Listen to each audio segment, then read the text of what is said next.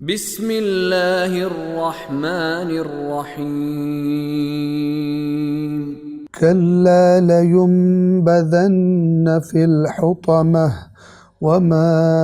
أدراك ما الحطمة ہرگز نہیں، وہ چکنا چور کر دینے والی آگ میں ضرور پھینک دیا جائے گا۔ اور آپ کو کس چیز نے بتایا کہ وہ چکنا چور کر دینے والی آگ کیا ہے؟ گزشتہ درس میں ہم آیت نمبر 5 کے الفاظ کے معانی بیان کر رہے تھے، وَمَا أَدْرَاكَ مَا الْحُطَمَةُ، اور آپ کو کس چیز نے بتایا۔ ادرا، دال، را اور یا اور اس سے جو لفظ بنتا ہے الدرایہ، اس کے بارے میں ہم آپ کی خدمت میں بیان کر رہے تھے کہ مکتب اہل بیت علیہم السلام یا مکتب تشیع جس کو کہا جاتا ہے، اس کے مطابق، اس کے بنیادی ترین قواعد کے مطابق احادیث کو قرآن کریم کی آیات کی روشنی میں پرکھا جائے گا۔ اگر قرآن کے مخالف ہوں گی تو ان احادیث کو قبول نہیں کیا جائے گا، اور عرض کیا تھا کہ ایسا کرنے کے لیے ضروری ہے کہ انسان اللہ کی کتاب کو اچھی طرح پڑھے، اللہ کی کتاب کے ساتھ رابطہ رکھے، یہاں تک کہ جیسے انسان کسی دوسرے سے جب دوستی کرتا ہے اور وہ دوستی گہری ہو جاتی ہے اور ساتھ بہت سارا وقت اکٹھے اور ساتھ گزرتا ہے، تو ایک دوست اپنے دوسرے دوست کے مزاج کو جان لیتا ہے، مزاج آشنا ہو جاتا ہے۔ اسی طرح قرآن کریم کے ساتھ جب انسان وقت گزارتا ہے، قرآن کریم یعنی اللہ کا کلام، اللہ کے کلام کو سنتا ہے یا پڑھتا ہے، تو آہستہ آہستہ اللہ کے مزاج سے آشنا ہو جاتا ہے، اور پھر جب اس مزاج کے خلاف کوئی بات سنتا ہے تو اللہ تبارک و تعالی اس کی رہنمائی فرماتا ہے کہ یہ بات اس مزاج کی نہیں ہے۔ تو یہ میں نے مثال دی بات کو آپ کے ذہنوں تک پہنچانے کے لیے کہ ہم سب کوشش کریں کہ اللہ کے کلام سے اللہ کے مزاج کو پہچانیں، اور یاد رکھیے کہ اللہ کا رسول اور اہل بیت اطہار علیہم افضل التحیت والسلام یہ اللہ کے نمائندے ہیں، اللہ کا دین بتاتے ہیں، اللہ کے کلام کی تفسیر کرتے ہیں۔ ایسا نہیں ہوتا کہ قرآن کچھ اور بات کہہ رہا ہو اور اللہ تبارک و تعالیٰ کا رسول یا اہل بیت اطہار ہمیں کچھ اور بات بتا دیں بعد میں۔ لہٰذا قرآن مجید کا پڑھنا ایک عظیم ترین توفیق ہے کہ جس پر عمل کر کے انسان بہت ساری گمراہیوں سے بچ جاتا ہے۔ تو ہم نے عرض کیا کہ ایک علم ہے جس کو علم الدرایہ یا درایت الحدیث کہا جاتا ہے۔ اس میں حدیث کو متن کے اعتبار سے بھی پرکھا جاتا ہے اور سند کے اعتبار سے بھی کہ جن لوگوں سے، جن افراد سے ہوتی ہوئی یہ حدیث آج ہم تک پہنچی ہے، وہ افراد کیسے افراد تھے، وہ افراد جھوٹے تھے یا سچے تھے، اور اس طرح کے دیگر قواعد و ضوابط کہ جن کے بیان کا وقت نہیں ہے، ان کی روشنی میں کلام رسول اللہ، کلام اہل بیت کو پرکھا جائے گا، اور اس کے بعد اس کو صحیح ہے یا صحیح نہیں ہے اس کا فیصلہ کیا جائے گا۔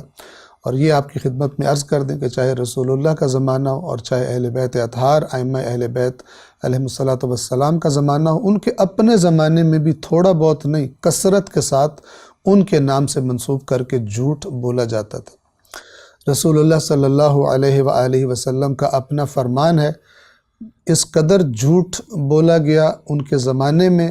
ان کی ذات سے منسوب کر کے کہ مسجد نبوی میں کھڑے ہو کر اللہ کے نبی نے خطبہ دیا اور فرمایا کہ مجھ پر کثرت سے جھوٹ بولا جا رہا ہے، تو جان لو کہ جس نے جان بوجھ کر میرے بارے میں جھوٹ بولا، یعنی اپنے پاس سے بات گھڑی اور کہا کہ یہ رسول اللہ کا فرمان ہے، جس نے جان بوجھ کر میرے بارے میں جھوٹ بولا، مجھ پر جھوٹ باندھا، اس کا ٹھکانہ جہنم ہے۔ یہ معمولی جرم نہیں ہے۔ کیوں معمولی جرم نہیں ہے؟ اس لیے کہ رسول اللہ کا جب نام آ جائے گا تو لوگ اسے دین سمجھیں گے، اور اگر کسی نے اپنے پاس سے گھڑ کے رسول اللہ کے نام سے منسوب کر کے بات کر دی ہے تو لوگ اسے دین سمجھ کر اس پر عمل کریں گے اور گمراہ ہو جائیں گے۔ اس چیز پر عمل کریں گے دین سمجھ کر جو در حقیقت دین نہیں ہے، تو یہ گمراہی کا شکار ہو جائیں گے۔ اور قرآن مجید فرماتا ہے کہ جو لوگ یہ کام کریں گے، جنہوں نے یہ کام کیا ہوگا، قیامت کے دن وہ اپنے گناہوں کا بھی بوجھ اٹھائیں گے، اور جن کو بغیر علم کے گمراہ کیا تھا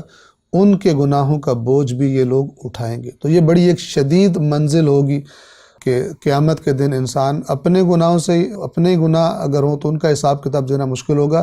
جبکہ وہ لوگ کہ جنہوں نے ایسی باتیں کر دی رسول پاک کے نام پر اور اہل بیت کے نام پر جو انہوں نے فرمائی نہیں تھی، تو وہ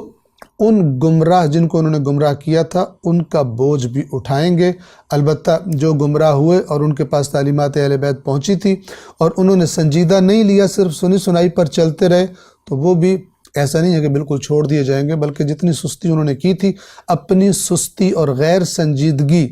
کا حساب کتاب انہیں بھی دینا پڑے گا۔ جب ان سے سوال کیا جائے گا کہ جب دنیا سیکھنے کا مرحلہ آتا تھا تو تم خود بھی بڑے سنجیدہ ہوتے تھے، اپنے بچوں کے بارے میں بھی بہت سنجیدہ تم ہر روز انہیں دنیا، تاکہ تمہارا بچہ دنیا کی زندگی آئندہ اس کی زندگی کے لیے تیار ہو جائے، اس کا مستقبل اچھا ہو، ہر روز اس کو تم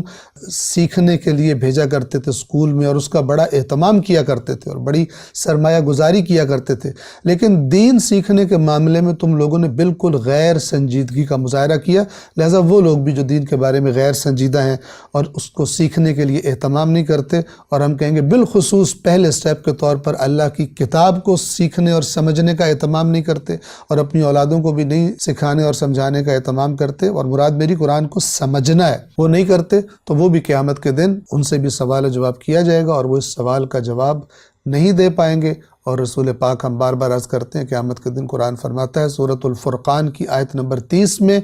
کہ اللہ کا رسول اللہ کی بارگاہ میں شکایت کرے گا کہ میری قوم نے اس قرآن کو چھوڑ دیا تھا، اتخذوا ھذا القرآن مہجورا۔ یہ اتخذوا جو ہے یعنی اس پر پکے ہو گئے تھے کہ قرآن کے نزدیک نہیں جانا، اور یہ نزدیک جانے سے مراد تعلیمات قرآن ہے، فہم قرآن ہے، قرآن کی سمجھ ہے،